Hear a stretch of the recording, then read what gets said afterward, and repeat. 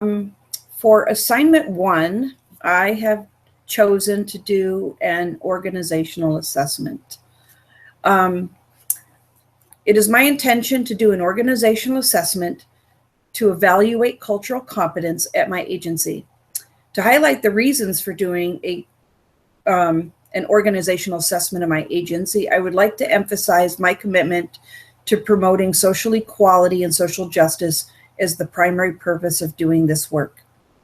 I hold the belief that institutional racism is harmful to all concerned, and organizational assessment will evaluate where white privilege is guiding policies and help to manage diversity and address racism. Managing diversity and addressing racism are important in my efforts to help create a positive and culturally responsive environment. Furthermore, doing this work is important because a climate of racism can have a negative impact on a work environment and affect physical and mental health. Consequently, institutional racism can be costly because it creates mistrust and increases absenteeism and causes high turnover rates within organizations.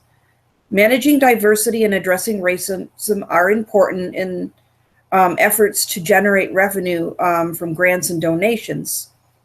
My sister's place, for example, gets a lot of money from funders that grant money to organizations that use cultural competence practices and exercise racial diversity.